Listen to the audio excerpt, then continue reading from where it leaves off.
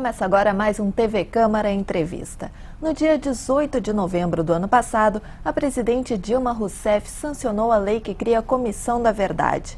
Prevista para entrar em vigor em maio, a Comissão da Verdade vai investigar os casos de violação de direitos humanos ocorridos entre 1946 e 1988. Este é o tema do programa de hoje. E para falar sobre o assunto, estão aqui com a gente o João Carlos Bona Garcia, exilado político da década de 70, ex-militante da VPR, Vanguarda Popular Revolucionária, e o Jair Krischke, ex-presidente, fundador e atualmente conselheiro do Movimento de Justiça e Direitos Humanos. Sejam bem-vindos no nosso programa. Eu gostaria de começar, então, pegando um depoimento pessoal de cada um de vocês, com as expectativas, o que cada um espera, como é que cada um dos senhores está vendo essa Comissão da Verdade, né? O Jair, que tem mais de 40 anos dedicados aos movimentos, ao movimento de direitos humanos, essa luta.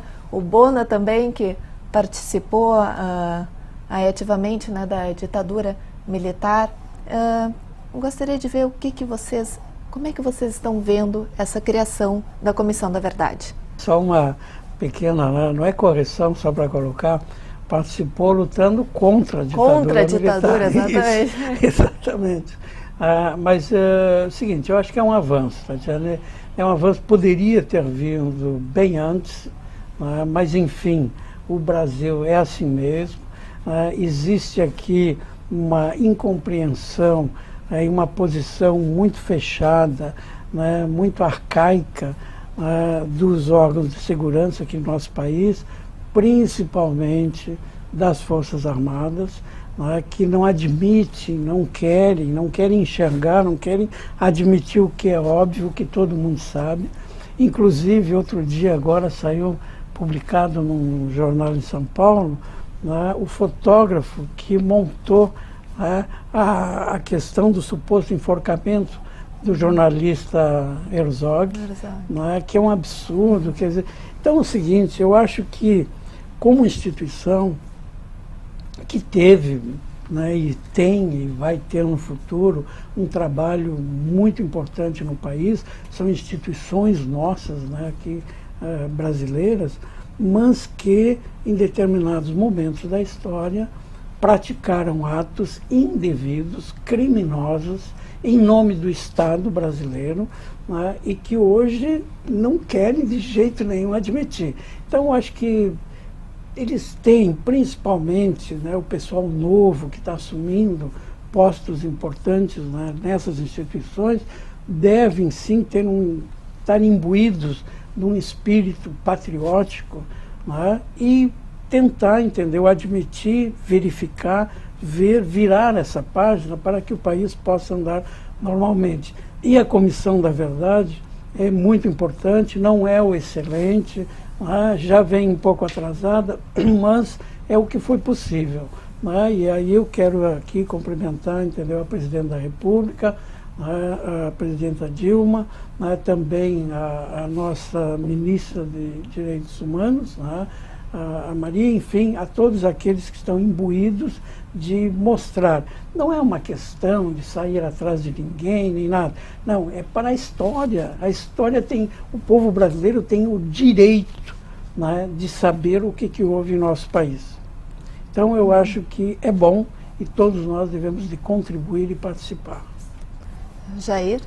Bem, como disse o Bona Garcia, chega tarde, mas chega. Tão importante que chegou. O tempo a ser examinado é muito longo. É de 46 a 88. E o número de pessoas são 7 comissários e 14 auxiliares. O número é muito pouco. A experiência nos diz, não é uma especulação, a experiência nos diz. A Comissão da Verdade da África do Sul teve mais de 400 pessoas envolvidas. Na pequena Guatemala, mais de 200. Afora organizações como a ONU, a OEA, que foram colaborar. Então, neste país imenso, chamado Brasil, não é? Um período longo, é difícil. Mas eu tenho muita esperança. A presidente Dilma é uma mulher sensível, ela sabe exatamente do que se trata, não há novidade nisso.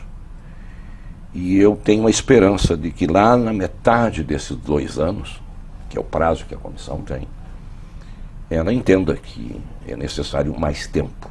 E se pode, claro, se pode propor ao parlamento a prorrogação por outros 2. Enfim, quer dizer, a prática vai nos mostrar. E a questão da posição das nossas Forças Armadas é muito interessante. Porque, como dizia o Bona, os oficiais generais, hoje em comando, não tem nada a ver com isso. Não tem a menor responsabilidade. Eram jovens cadetes, no máximo aspirantes. Então, eles não têm absolutamente. Mas com um espírito de corpo absolutamente equivocado. O Brasil está atrasado. Aqui no Cone Sul da América, a Argentina está muito na frente. O pequenino Uruguai está na frente. O pequeno Uruguai estava preso até há pouco, quando faleceu. O último presidente da democracia, golpista, e o general presidente da ditadura, preso, está preso. Vários oficiais estão presos, policiais, que têm a ver com crimes de lesa humanidade. Na Argentina já passam de 400 condenados. No Chile também, no Paraguai. E o Brasil não se quer falar. Aqui no Brasil, nem o cabo da guarda pode ser molestado com esse assunto. Eles ficam, assim, entram em estado de transe. Ora, isso é um absurdo. Isso é um absurdo. Nós temos que passar a limpo este período. Comissão da Verdade somente investiga.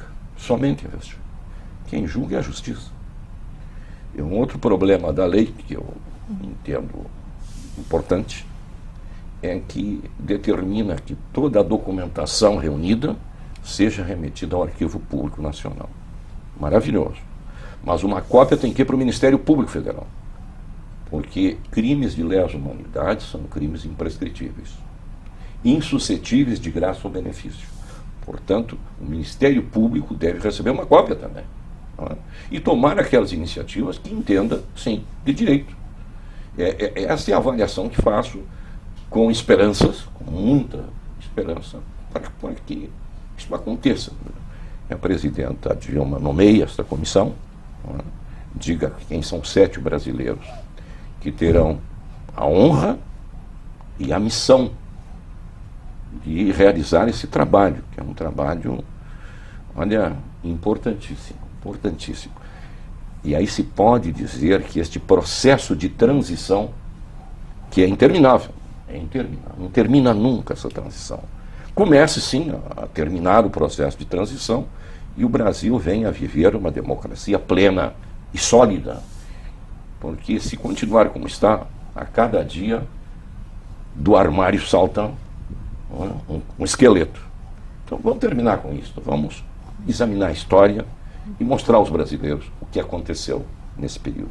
Pois é, justamente esse foi um período que continua de certa forma sombrio, né? Que muita gente não conhece, os jovens de hoje não sabem o que aconteceu naquele período e muita gente que viveu naquele período não sabe o que aconteceu também. E é todo um movimento que acontece há anos e foi passando de governo para governo, que foi, dá para se dizer que foi empurrando, né, para a gestão seguinte, e agora aparentemente parece que chegamos a um ponto que isso vai se esclarecer. Só que daí chega nessa questão, são 2 anos para investigar todo esse período. Será que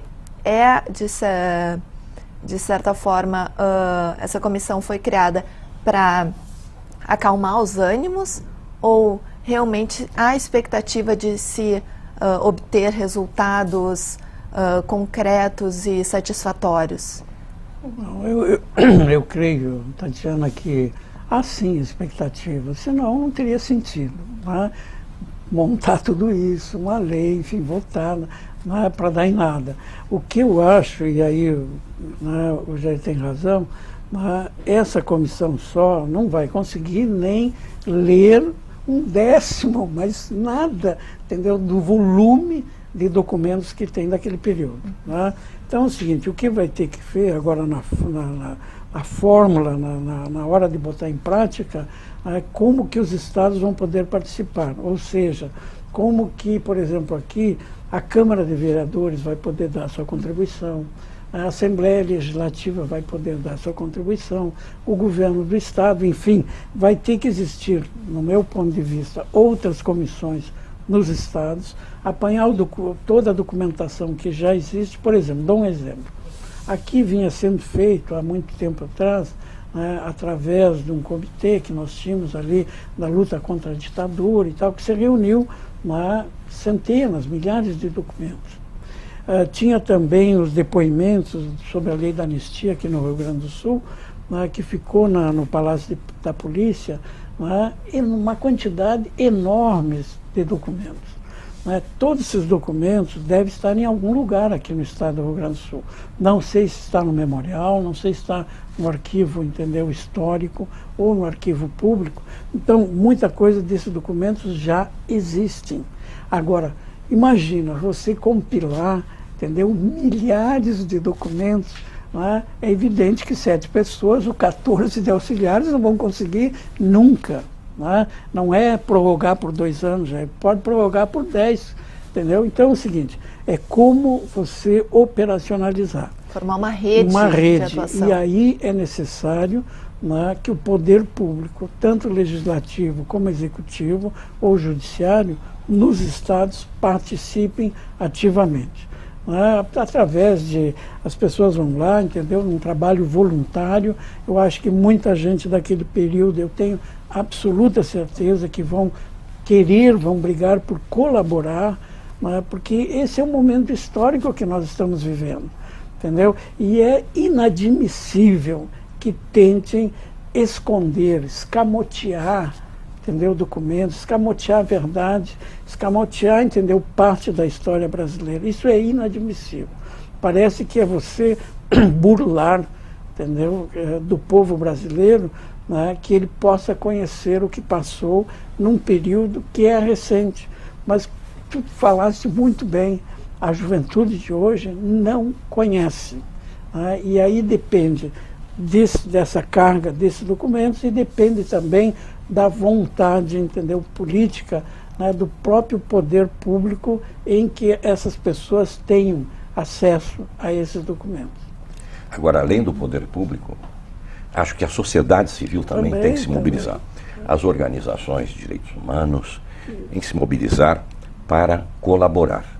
E esses documentos que o Bona referiu, aqui no governo Brito, hoje, uma lei que possibilitou aquelas pessoas que foram vítimas da ditadura e a responsabilidade do Estado do Rio Grande do Sul solicitassem uma reparação. Ora, quando a pessoa solicita uma reparação, tu traz uma série de documentos e acosta.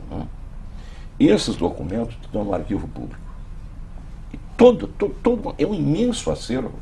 Não sei quantas mil pessoas solicitaram, e alguns não receberam, mas juntaram documentos também. Então, há um acervo documental muitíssimo importante.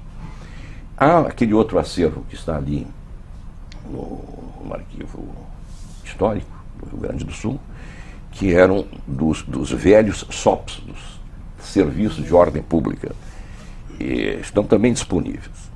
Mas eu chamo a atenção do seguinte: quem vai examinar esses documentos? Não basta ser alfabetizado, tem que saber ler. Documentos dos serviços de inteligência, eles são muito complicados. Por exemplo, o agente, o Araponga, popularmente conhecido como Araponga, ele escrevia qualquer coisa, inclusive até para justificar o seu salário. Então a gente tem que saber separar aquilo que é razoável daquilo que não. Então isso é muito importante. E alguns detalhes. Quem não conhece a história, o que estava acontecendo durante a ditadura, ao ler um documento desses, vai entender muito pouco ou quase nada. Então é preciso que estas pessoas envolvidas, além de serem alfabetizadas, saibam ler. E tenham uma sensibilidade para interpretar. Aqui se luta também muito pela abertura dos arquivos. Na verdade, pouco se fala no Brasil. E a imprensa parece que não entendeu que no mesmo dia 18 de novembro, em que a presidente Dilma sancionou a lei, Lei de acesso à informação. também, que é a lei de classificação e desclassificação de documentos, onde há um artigo muito singelo que diz assim: todo documento que diga respeito a violações aos direitos humanos, não há sigilo nenhum. Não há sigilo nenhum. Não há tempo para que seja desclassificado. E a imprensa pouco noticiou, a atenção deu. E é uma lei que eu entendo da maior valia, de uma importância igual à da própria Comissão da Verdade. Por quê? Porque te facilita, porque te dá acesso. Agora, contribui, né, inclusive. Exatamente. Então, é uma fonte de informações, não tenha dúvida. Então, tudo isto vem juntar-se. Agora, só uma parte. É impressionante o que esses informantes às vezes escreviam. Por exemplo, nós, quando eu era presidente dessa comissão da luta contra a ditadura, nos chegou nas nossas mãos uma série de documentos reservados, sigilosos, confidencial, tudo isso. E era o período ainda que não tinha essas leis. E nós chamamos a imprensa e divulgamos. Mas tinha um documento, para você ter uma ideia, né, o telespectador ter uma ideia, que era a respeito de um padre, né, que estava sendo vigiado. E esse padre, ele era ali da igreja Santa Teresinha, aqui na Redenção. Ele tinha o culto ali. E um dia, um domingo pela manhã, o padre fez, né, o sermão e usou, entendeu, aquela expressão que está na Bíblia, que diz: é mais fácil um rico, é mais fácil um camelo passar pelo buraco de uma agulha do que o rico entrar no reino do céu. Ponto. O Araponga mandou lá um relatório para o Exército dizendo: padre comunista, entendeu? Já, né? Então, é o seguinte, tudo era algo assim para dizer que era comunista e tal. Agora, muito também, né, deve-se isso tudo à questão da Guerra Fria, que existia na época. E aqui, como sabes, eles tentaram dar o golpe já na morte do Getúlio, em 54. Depois tentaram dar o golpe em 61, quando o presidente Jânio fez algo que ninguém entendeu, acho que nem ele mesmo, né? Com a renúncia, algo meio patético até. Né? Eles tentaram dar o golpe, se não fosse aqui Brizola, no Rio Grande do Sul, que também é um fato, né, que a nossa juventude, o povo gaúcho, tem que conhecer, né, o fato de 61, na época da legalidade, que os militares tentaram já rasgar a Constituição brasileira. Aí não foi possível, deram o golpe depois, né, em 64. Então, nesses documentos tem coisas assim, como essa parte, entendeu, desse padre ali, como também tinha documentos sobre pessoas que tinham sido assassinadas durante a ditadura. Então, realmente, para catalogar, para ler, é evidente, tem a experiência, enfim, devem ser historiadores e tal, mas tem que ter também o olho, né, daquelas pessoas que vivenciaram aquele período. Que possa distinguir um pouquinho os documentos. Do que se trata? O que se Tem trata? um amigo nosso que eu estava lendo agora outro dia a ficha do TOPS dele. Tinha uma observação muito importante. Esteve no consulado americano. Nada mais suspeito, né? Nossa. Não, mas na época da Guerra Fria era terrível, porque outro era de um lado, era de outro. Então, por exemplo, em 61, né, dizia o seguinte, os militares, né, o Jango não pode assumir, porque ele é comunista. É um absurdo, né, o Jango ser comunista. Não existia, nunca passou na cabeça, né, do João Goulart. Mas, entendeu, tinha, ou era a favor dos Estados Unidos ou era contra. E esses documentos eram, todas as pessoas que eram ditas suspeitas tinham um acervo, era assim que funcionava? Sim. Um relatório? Sim, se mais ou menos, é uma especulação, mas acho que tem bastante fundamento. Foram vigiadas, um expediente aberto, mais de 300 mil pessoas no Brasil. Nossa! 300 mil pessoas foram objeto da espionagem, dos mais absurdos. E serviu também para muita maldade. E um caso que eu lembro, um professor aqui da nossa universidade, que poderia ser dado um cargo importante dentro da estrutura, foi vetado por comunista. Só que ele era genro de um general. E ele relatou ao sogro: olha, meu sogro, eu estou sendo prejudicado, sou comunista. Nossa. E este general foi a Brasília e pediu a ficha. Não existia. Não existia. Não existia. Gente. Então, servia também para maldade. Usaram isso para maldade. Mas, olha, além da abertura de arquivos, que isso é muito importante. O Rio Grande do Sul foi o único estado brasileiro que publicamente, no governo Amaral de Souza, queimou os documentos do DOPS. Publicamente. Veio a imprensa, registrou, tudo queimado. 1 ano e 3 meses depois, um destes documentos ressuscitou. E eu fui encontrá-lo em Montevidéu. Veja que interessante, né? O que aconteceu na verdade? Na verdade, toda essa documentação do DOPS do Rio Grande do Sul foi microfilmada, foi modernizada. E claro, os papéis se queimam, negócio antiquado. Claro. Né? Mais do que isso. E onde é que estão esses microfilmes? Em 1996, o então ministro do Exército, não, já era o comandante-geral do Exército, dá uma entrevista para o jornal Estado de São Paulo dizendo assim: é de minha opinião de que o Exército deve devolver aos estados os arquivos do DOPS. Temos aí em 96 uma confissão de que os arquivos dos DOPS de todos os estados brasileiros se encontram com o Exército Brasileiro. Então é mentira quando afirmam de que foram queimados os documentos. Isso é uma mentira, mas assim, redonda.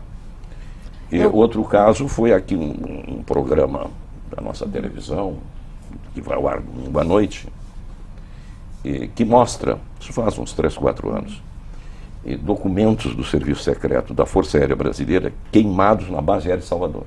Então mostrou, exibiu um estardalhaço, num canto assim, havia grama, documentos queimados.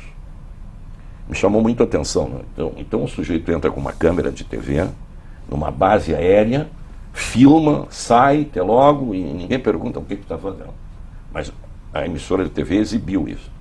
O que criou o gancho para que o coronel, chefe do Serviço de Inteligência da Força Aérea, fosse entrevistado.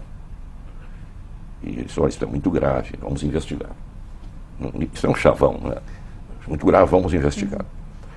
Porque me chama a atenção, tendo em vista que os documentos do Serviço Secreto da Força Aérea, quando do incêndio do aeroporto do Galeão, aliás, Santos Dumont, queimou tudo ali. Então nós não temos mais. Agora, em outubro de 2010, o atual comandante da Força Aérea Brasileira entregou quase 60 mil documentos, desses que queimaram, segundo o coronel, no aeroporto Santos Dumont. Então, veja como se trata este assunto no Brasil. Então, existem documentos, existem. Bom, eu vou interromper um momento a nossa discussão para um breve intervalo e logo mais nós voltamos com o TV Câmara Entrevista. O tema de hoje é a Comissão da Verdade.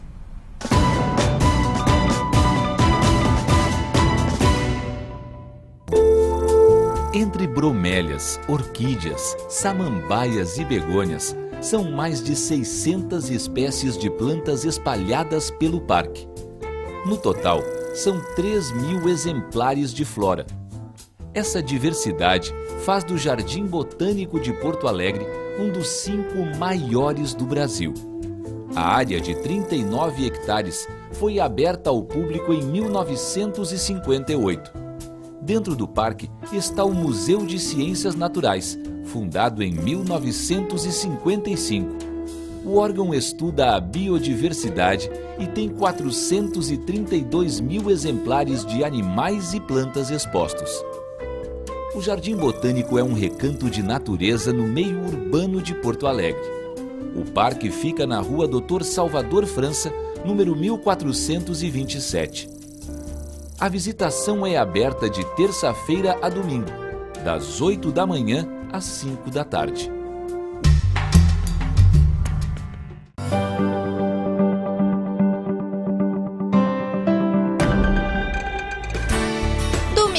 é dia de coleta de lixo, então não coloque o material nas calçadas. Confira os dias e turnos das coletas doméstica e seletiva através do telefone 156 ou pelo site do DMLU no link Serviços Coleta Seletiva e colabore para a limpeza da nossa cidade.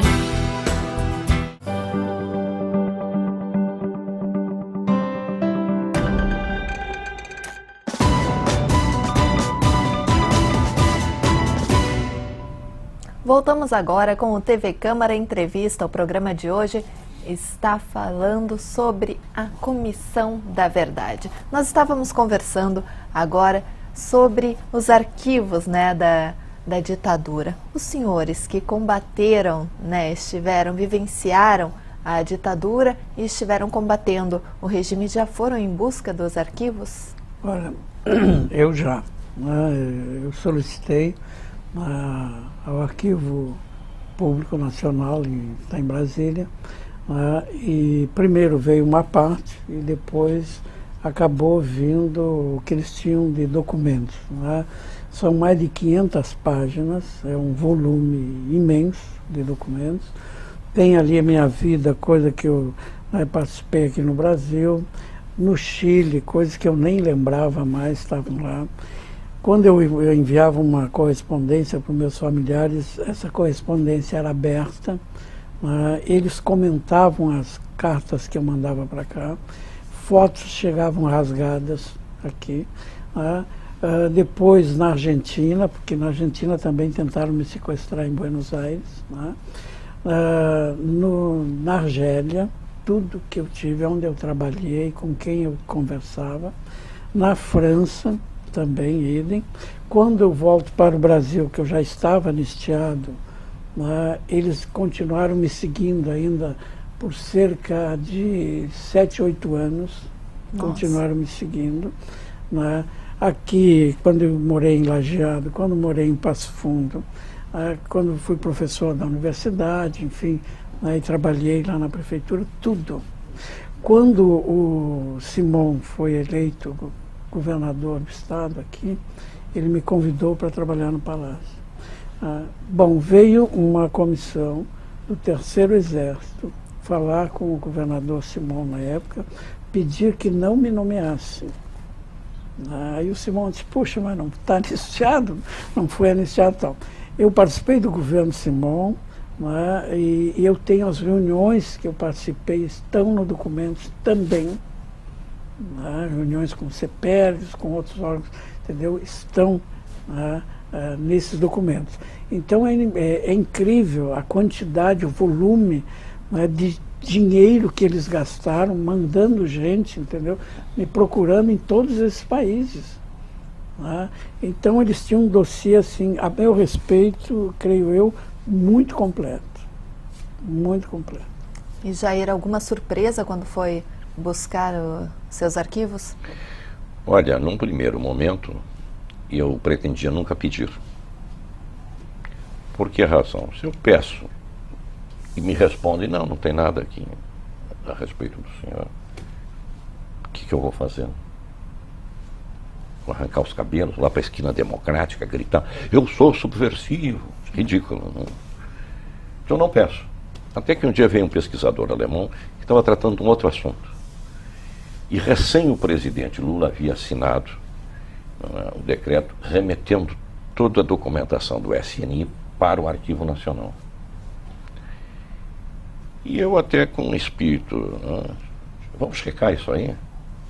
Eu disse assim, ele me perguntou, onde é que tem mais documentos? Olha, o presidente Lula acaba de mandar lá para o Arquivo Nacional, procure lá. Mas será que me dão acesso? Claro, você é um pesquisador de uma universidade alemã, conhecida. Claro que sim. E ele se foi. Passados uns 20 e poucos dias, ele me liga, me agradece.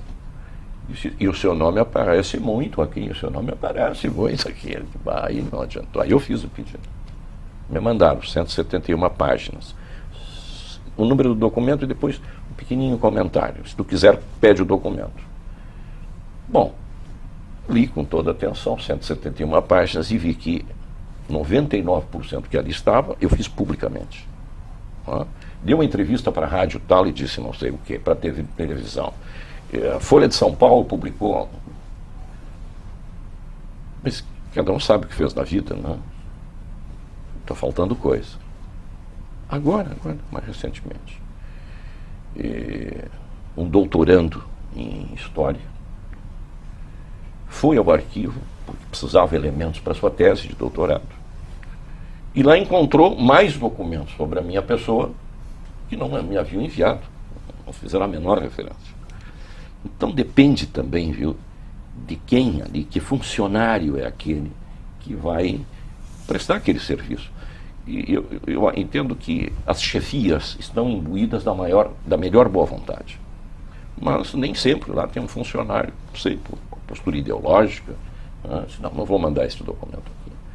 Mas, enfim, existem documentos. Existem documentos. E esta Comissão da Verdade poderá, olha, fazer um belíssimo trabalho. Porque existem, estão disponíveis. E eu volto a insistir, tem que saber ler. Agora mesmo, conseguimos toda uma documentação que relata a primeira Operação Condor. Quem criou, quem foi o criador da operação? O Brasil. E a primeira Operação Condor foi realizada em dezembro de 1970, em Buenos Aires. Vítima: coronel do Exército Brasileiro, Jefferson Cardan de Alencar Osório, seu filho e um sobrinho. E o documento descreve como é que foi feita a operação. Os adidos militares do Brasil em Montevidéu e Buenos Aires. Então, o informe começa assim, de que, tripulando um automóvel Aero Íris vermelho com placas de Porto Alegre, número tal, o coronel Jefferson, seu filho e seu sobrinho, tomaram o ferryboat, que vai de Colônia a Buenos Aires.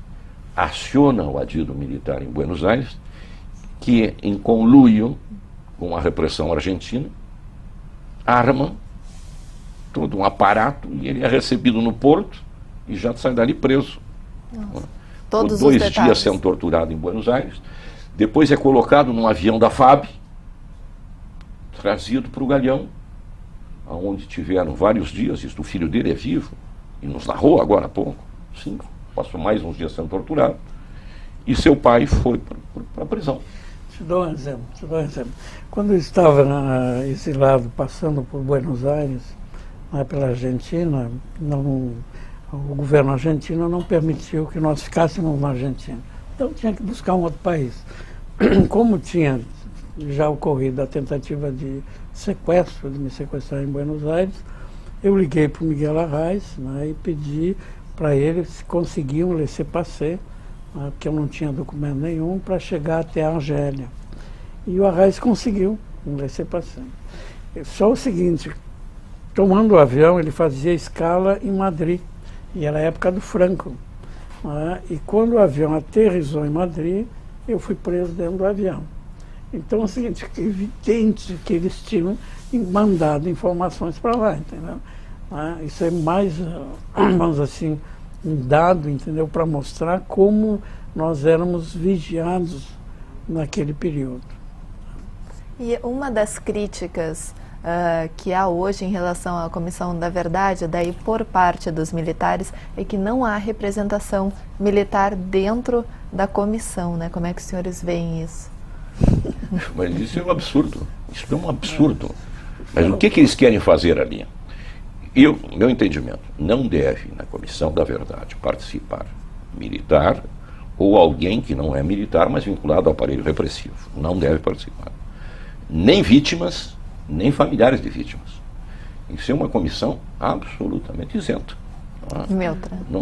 Não se pode absolutamente admitir vítima, familiar e militares, ou civis que participaram do aparelho repressivo, quer seja pessoas que tinham vínculo com o serviço público, ou aqueles que não tinham vínculo com o serviço público, mas que prestavam serviços, e foram muitos. Esta comissão não pode ter esse tipo de pessoas. E eu tenho escutado muito esse discurso, mas como que não? Não tem que estar, não tem que estar. Seria ridículo. Em nenhuma parte do mundo aconteceu. Por que aconteceria aqui? Para. Agora, eu acho que tem que ser, entendeu? Esses documentos têm que ter livre acesso. E hoje não tem. Por exemplo, se tu vai investigar né, qualquer outra pessoa pedir dados sobre uma outra pessoa, entendeu? Não pode, né? Porque o habeas data ele tem que ser você, a pessoa interessada pede as questões dele, né? Mas eu acho que, como é um fato histórico, uma participação histórica naquele momento, no meu ponto de vista, todos esses documentos, todos deveriam, entendeu, de ter livre acesso, deveriam de estar, né, na web, enfim, ter acesso, qualquer pessoa, qualquer cidadão poderia entrar e verificar. Não tem problema nenhum, cada um teve, por exemplo, a nossa vida foi vasculhada de toda forma, né? Por que do lado de lá também não vão agora ver o que houve? Né? E volto a dizer, isso aí não tem espírito revanchista nenhum, né? Mas sim, né, estabelecer, entendeu, o que ocorreu no nosso país, a verdade, para que a população, principalmente essa juventude que está vindo, saiba o que ocorreu. E essas pessoas que lutaram mais ativamente, como é o caso dos senhores que estiveram mais próximos do regime da ditadura, mais envolvidos com a luta, vamos dizer que fica mais evidente, mais claro que tem ali os registros. Mas é possível que uma pessoa que tenha vivido no período tenha registros também sem nem saber, talvez só por uma suspeita, mas nem saiba e talvez agora venha à tona isso. Milhares de pessoas. Com certeza. Milhares. Não é uma centena, são milhares. Claro que sim. Por qualquer razão. Os absurdos, porque esse tipo de, que eles chamam de inteligência, não sei porquê, alguém que eu acho que estava com febre alta de inteligência. Sim, produziam, e inclusive com as suspeitas absolutamente ridículas, mas o sujeito passava a ser monitorado, ter a sua vida vasculhada. Sim, milhares de pessoas. Assim como tem um monte de gente que não tinha nada a ver, foram presos, foram torturados e que eles não tinham nada a ver. Por exemplo, um senhor que tinha pólvora em casa, né, que prenderam aqui, o DOPS aqui em Porto Alegre prendeu, torturaram, ele acabou dizendo sim para tudo que perguntavam, ele dizia sim, para poder fugir da tortura, e ele tinha um centro de umbanda, e a pólvora é para fazer do fogo lá e tal. Quer dizer, foram várias pessoas também. Um primo meu, médico, médico, nossa, foi preso, desapareceu, de repente ele desapareceu. E estava tomando café da manhã com a família, 7 horas da manhã, se preparando para levar os filhos para o colégio, quando entraram na casa dele uma série de homens, o pegaram, o levaram e ele desapareceu. Passou 2, 3 dias desaparecido. Por que razão?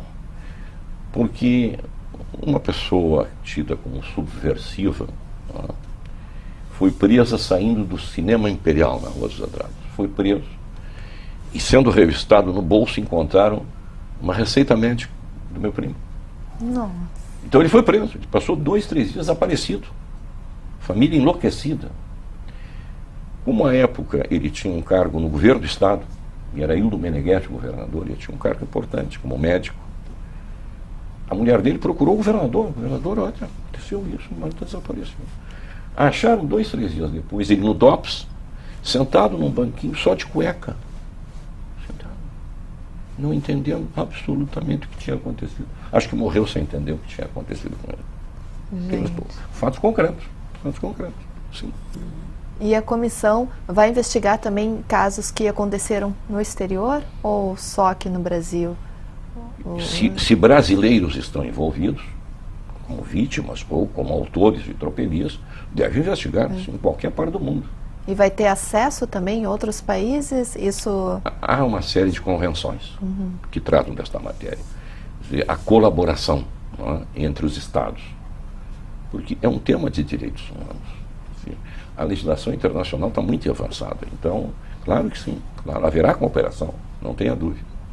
E há outros países, né? Nós já falamos aqui um pouco no caso da África, que já implementaram comissões da verdade, ou situações semelhantes a essa. No caso da África, no caso do apartheid, e também países aqui da América do Sul. Quais foram os resultados? Foram positivos? Da África, não. Da África, não. E, na verdade, os algozes acabaram não respondendo nada por seus crimes. Aqui no Cone Sul da América, não. Aqui tem sido diferente. Né? Argentina também. Tem punido. No Chile. E agora, no Chile houveram 2 comissões da verdade. A mais recente agora catalogou mais, eu não vou dizer o número, mas são milhares de casos novos. Houve uma primeira, no governo do Patrício Alves, e agora, mais recentemente, uma segunda comissão. Então, produziu, sim, e as punições acontecem, não tenha dúvida. No Uruguai também está acontecendo isso. Mas a Comissão da Verdade investiga. Né? A punição é com a Justiça. Né?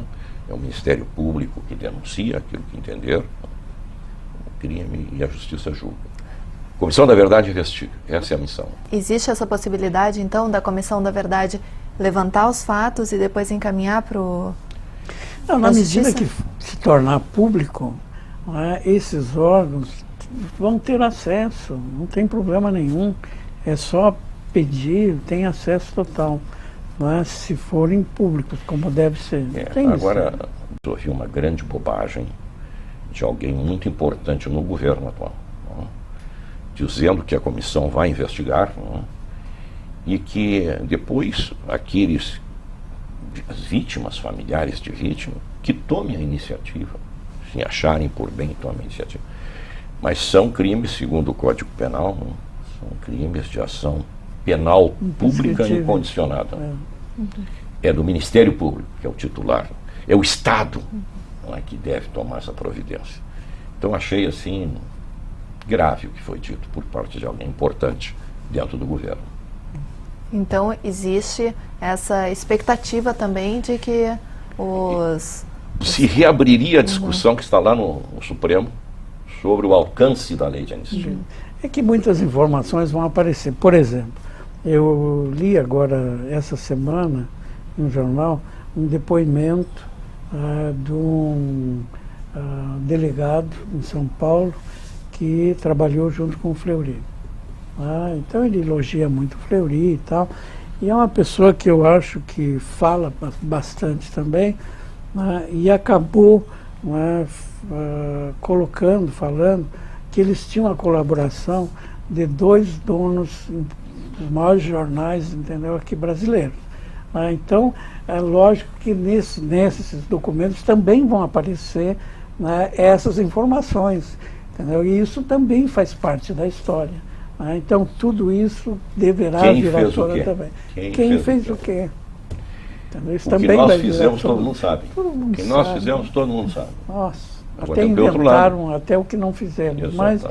Mas agora, do outro lado, também vamos ver, entendeu, o que tem do outro lado.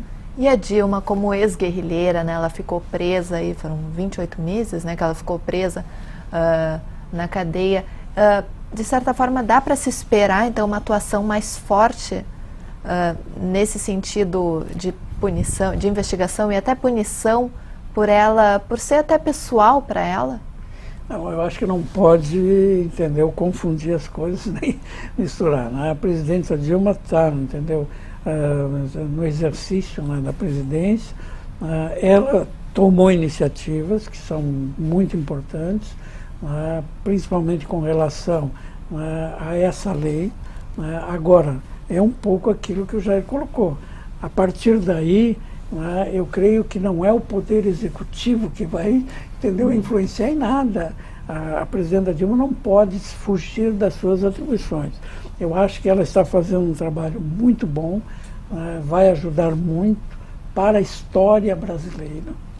Não é nem o caso de ela ter sido presa, não. Acho que isso aí, nesse caso, entendeu, não é o relevante.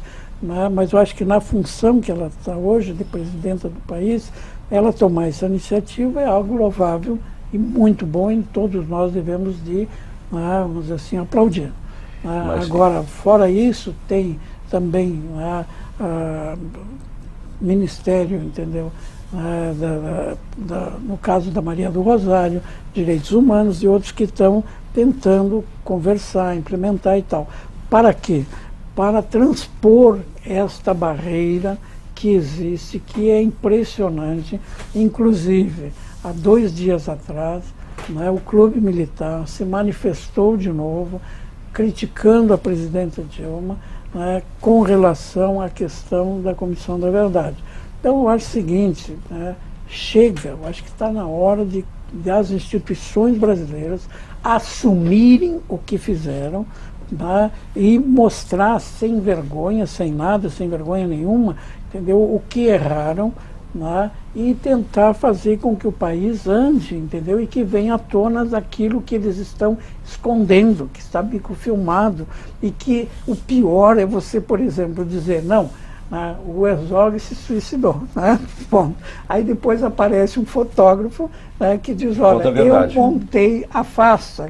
Pô, não pode ser assim, entendeu? A instituição, o Exército Brasileiro é muito maior do que isso.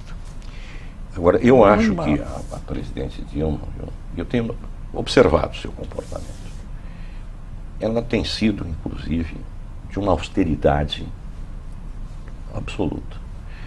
Acho que até o seu passado de militância, de luta contra a ditadura, até de alguma forma nos prejudica. Porque ela tem se mantido assim, com uma isenção, né, observando o seu papel de primeira magistrada da nação, não misturando as coisas. Acho que isto às vezes nos prejudica, porque ela é de uma exigência total. Né? Ela não quer que alguém diga: a presidente está aqui com uma ação de revanchismo. Não, ela tem sido absolutamente isenta. Não vejo nenhum resquício de vendetta. Não, ela quer ser aquela presidente, quer passar esta fase negra do Brasil a limpo, e o que merece o nosso aplauso. Não? Acho que às vezes ela não vai mais além por isso, por um cuidado, até um cuidado extremo. Né? Agora, isso que o Bona dizia, os militares brasileiros têm se comportado de uma forma, inclusive, desrespeitosa. Né? Como são militares, mesmo estando de pijama, né? Eles continuam sujeitos ao regulamento. E a presidente da República é a comandante em chefe, está escrito na Constituição. Acho que daqui a pouco a presidente Dilma vai se aborrecer e vai determinar a prisão de algum deles. Porque eles têm que saber que aquela lei que está escrita vale, sim, inclusive para eles.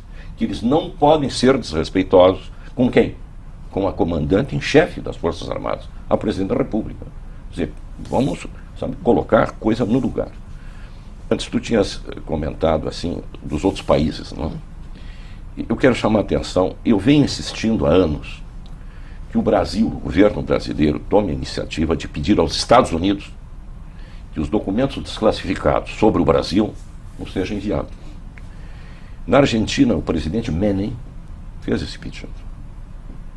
E os Estados Unidos mandou para Buenos Aires 74 mil documentos. Nossa. Dos quais tem cópia. Tem cópia. É muito importante, por quê? Porque o Serviço Secreto americano monitorava o que acontecia. Há uma documentação importantíssima que utilizei na representação de familiares de argentinos desaparecidos no Brasil. Uma operação no aeroporto Galeão, onde o Serviço Secreto americano narra um avião da Força Aérea Argentina desce no Galeão, aonde? Não no aeroporto civil, lá na base aérea.